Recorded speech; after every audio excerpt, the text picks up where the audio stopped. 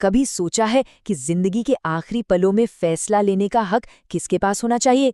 ये एक ऐसा सवाल है जिसके बारे में शायद हम सोचना भी नहीं चाहते, है ना? लेकिन भारत की अदालतों को दशकों से इसी मुश्किल सवाल से जूझना पड़ा है। ये कहानी है गरिमा के लिए एक लड़ाई की, चुनने की आज़ादी की और खुद जिंदगी के मतलब की। और ये सिर्फ कोई फिलॉसफिकल सवाल नहीं है। कई लोगों के लिए ये एक बहुत ही दर्दनाक सच्चाई है। और इन्हीं लोगों की कहानियों ने हम सबको, पूरे देश को इस मुश्किल सवाल के सामने लाकर खड़ा कर दिया कि क्या गरिमा के साथ मरने का भी कोई हक है? तो जब पैसिव यूथेनेशिया या निष्क्रिय इच्छा मृत्यु की बात आती है, तो इसका मतलब क्या है आखिर? चलिए आसान शब्दों में समझते हैं। मान लीजिए एक पौधा है जिसे मशीन के सपोर्ट से जिंदा रखा गया है। पैसिव यूथेनेशिया का मतलब है उस मशीन को बंद कर देना और नेचर को अपना काम करने देना। ये किसी को मारने का एक्ट नहीं है, बल्कि जिंदगी को नेचुरली अपने अंजाम तक पहुंचने देना है। सिंपल। इंडिया में ये पूरी बहस एक ऐसी महिला की कहानी से शुरू हुई जो बाद में एक सिंबल बन गई। उनकी खामोश तकलीफ ने पूरे देश में डिग्निटी इन डेथ पर एक जोरदार बहस छेड़ दी। हाँ, ये कहानी है अरुणा शानबाग की। अरुणा शानबाग का केस जब सामने आया तो पूरा देश एक लीगल और एथिकल डिलेमा में फंस गया। पहली बार अदालत से ये पूछा जा रहा था कि क्या किसी को इतनी तकलीफ में जिंदा रखने से बेहतर ये नहीं है कि उन्हें शांति से जाने दिया जाए। और इसी मोड़ पर एक लैंडमार्क फैसला आया। मतलब ये एक बहुत बड़ी जीत थी। It was the first time, पहली बार किसी इंडियन कोर्ट ने माना कि हाँ, गरिमा के साथ मरने का हक हो सकता है। लेकिन पिक्चर अभी बाकी थी। ये तो बस एक शुरुआत थी। ये लड़ाई अभी बहुत लंबी चलने वाली थी। तो अरुणा शानबाग के केस ने, कह सकते हैं, एक दरवाज़ा खोल दिया था। लेकिन एक और केस था जिसने इस दरवाजे को पूरी तरह से वाइड ओपन कर दिया। एक ऐसा केस जिसने थ्योरेटिकली हर इंडियन को अपनी किस्मत, अपने आखिरी पलों को चुनने का हक दे दिया। ये केस था common cause versus union of India. एक ऐसी लीगल बैटल जिसने सच में इंडिया में एंड ऑफ लाइफ केयर की पूरी तस्वीर ही बदल कर रख दी। गेम चेंजर था ये। यहाँ लॉ ने एक बहुत ही क्लियर लाइन ड्रॉ की है। देखिए, एक तरफ है पैसिव यूथेनेशिया यानी लाइफ सपोर्ट हटाना ताकि नेचुरल डेथ हो सके, जो अब इंडिया में लीगल है। और दूसरी तरफ है एक्टिव यूथेनेशिया यानी जानबूझकर किसी को लीथल सब्सटेंस देकर मारना, जो इंडिया में अब भी बिल्कुल साफ शब्दों में इल्लीगल है।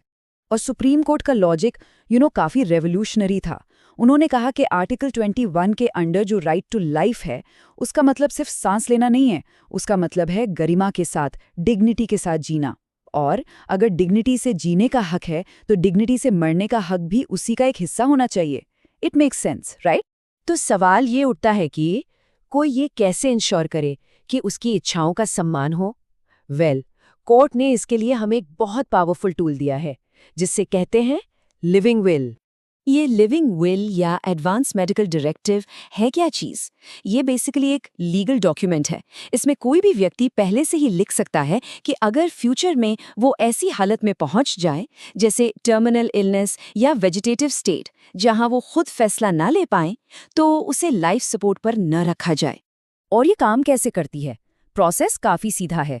स्टेप 1, एक स्वस्थ इंसान एक लिविंग विल तैयार करता है। स्टेप 2, मान लीजिए फ्यूचर में कोई ऐसी मेडिकल सिचुएशन आ जाती है जिसमें वो कम्युनिकेट नहीं कर सकता। स्टेप 3, ऐसे में यही लिविंग विल डॉक्टर्स और फैमिली को गाइड करती है कि लाइफ सपोर्ट के बारे में उस इंसान की क्या इच्छाएं थीं। पहले इसका प्रोसेस काफ़ी कॉम्प्लिकेटेड था, लेकिन फिर 2023 में सुप्रीम कोर्ट ने इसकी प्रोसीजर्स को काफ़ी आसान बना दिया। मतलब इसे और एक्सेसिबल कर दिया गया ताकि ज़्यादा से ज़्यादा लोग इसका इस्तेमाल कर सकें। लेकिन जैसा कहते हैं, लॉ हमेशा इवॉल्व होता रहता है। उसे टेस्ट किया जाता है, रिफाइन किया जाता है, और बिल्कुल यही हुआ हरीश राणा के केस में। तो मार्च 2026 में हरीश राणा का केस आया।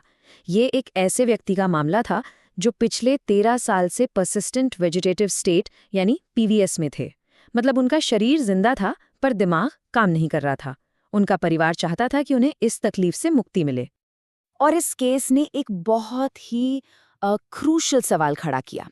सवाल था कि क्या लाइफ सपोर्ट में आर्टिफिशियल फूड और वाटर, यानी जो ट्यूब से खाना पानी दिया जाता है, वो भी शामिल है? इस पर कोर्ट ने चीजों को बिल्कुल साफ कर दिया। उन्होंने कहा कि clinically assisted nutrition and hydration यानी कैन ये भी एक तरह का मेडिकल ट्रीटमेंट ही है, और अगर ये पेशेंट के बेस्ट इंटरेस्ट में नहीं है तो इसे भी विड्रॉ किया जा सकता है। ये एक बहुत बड़ी क्लैरिफिकेशन थी। तो इन सब केसेस और जजमेंट से हमें क्या समझना चाहिए? मतलब साफ है, अब हमारे पास चुनने का हक है, ये फैसला करने का हक कि हमारी जिंदगी का अंत कैसा हो, गरिमा के साथ, डिग्निटी के साथ। चलिए इस पूरी जर्नी को एक बार जल्दी से रीकैप करते हैं।